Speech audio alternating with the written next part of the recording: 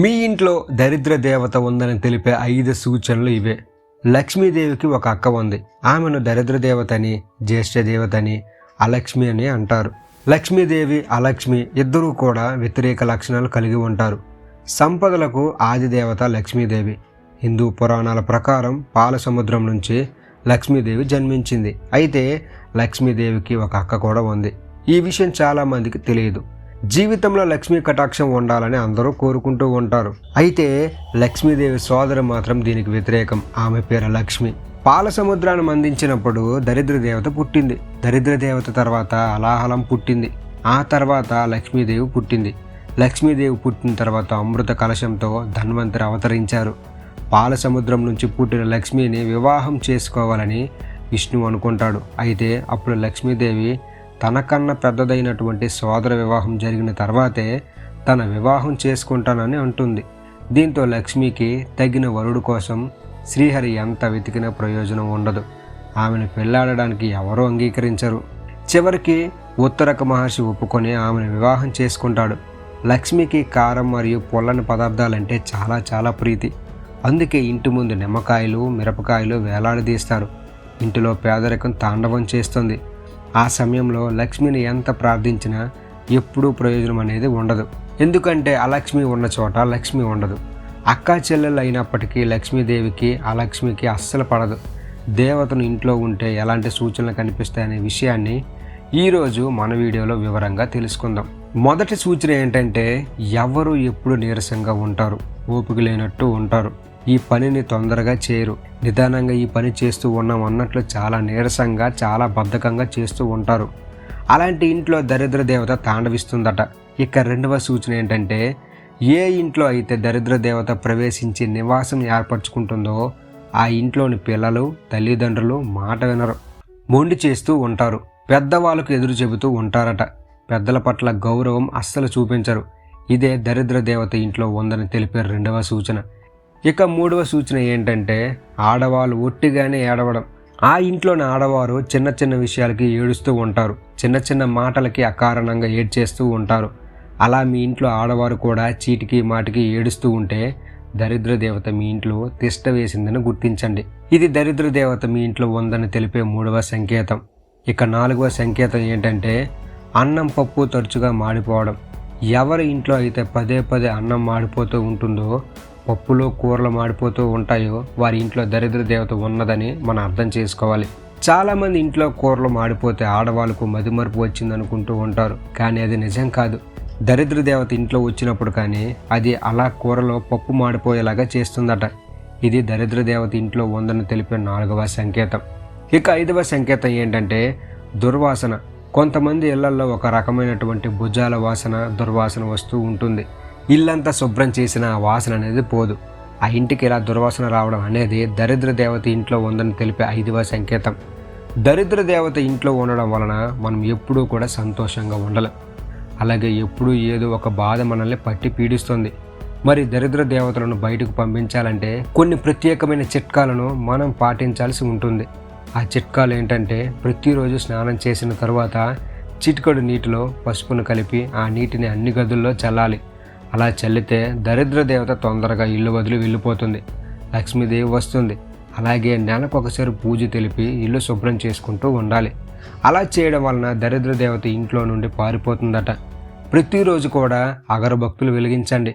దీంతోపాటు ఎండు కొబ్బరి పొడిలో సాంబ్రాణి, అలాగే గుగ్గిలం కలిపి వారానికి ఒకసారి ఆ పొడితో ఇంట్లో ధూపం వేస్తే దెబ్బకు దరిద్ర దేవత మీ ఇల్లు వదిలి పారిపోతుంది. ఎందుకంటే ఈ ధూపం చాలా శక్తివంతమైనది.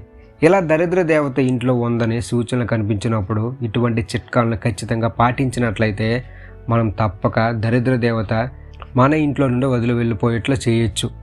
ఇప్పుడు అసలు ఏం పనులు చేయడం వల్ల మన ఇంట్లోకి దరిద్ర దేవత ఆకర్షింపబడుతుంది అనే విషయాన్ని కూడా తెలుసుకుందాం. మన జీవితంలో ఎన్నో తప్పులు చేస్తూ ఉంటాం కదండి.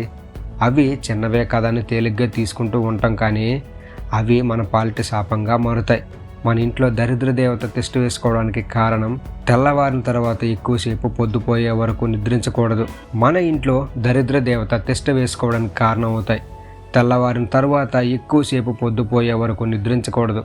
చాలామంది ఇళ్లలో చూసుకుంటే తెల్లారిన తర్వాత సూర్యుడు నడినెత్తి మీదకు వచ్చే వరకు పడుకునే ఉంటారు.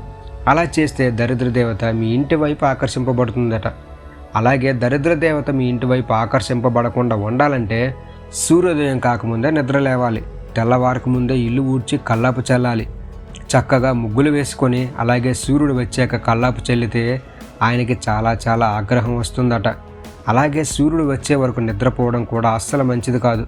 కనుక ఇంటి వైపు చూడకుండా ఉండాలి. అంటే దరిద్ర దేవత మన ఇంటి వైపు చూడకుండా ఉండాలంటే ఉదయాన్నే నిద్ర లేవడం అలవాటు చేసుకోవాలి. సూర్యుడు రాకముందు స్నానాలు పూర్తి చేసుకోవాలి. ఇలాంటి చిన్న చిన్న చిట్కాలు పాటిస్తే మనకు మంచి జరుగుతుంది.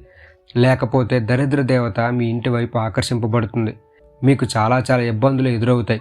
అలాగే ఉదయం నిద్ర లేచిన తర్వాత చక్కగా దుప్పటి మడత పెట్టి శుభ్రంగా అక్కడ పెట్టాలి. ఏ ఇంట్లో వారైతే దుప్పటి మడత పెట్టకుండా వదిలేస్తారో ఇంట్లోకి దరిద్ర దేవత ఆకర్షింపబడుతుంది. అందుకే మంచం దుప్పటి మడత పెట్టాల్సిందే. తిన్న తర్వాత చేయి కడుక్కోకుండా అలాగే కూర్చుంటే దరిద్ర దేవత కూడా వాటితో పాటు అలాగే కూర్చుంటుందని నమ్మకం.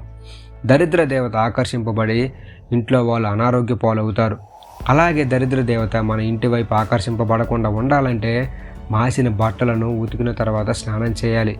అలాగే బట్టలు ఉతికిన నీళ్లను కాళ్ళ మీద పోసుకుంటే చాలా చాలా దరిద్రం పడుతుందట. అలాగే వంటగదిలో ఉండే మసి బట్టలను పొద్దుపోయిన తర్వాత ఉతకకూడదు.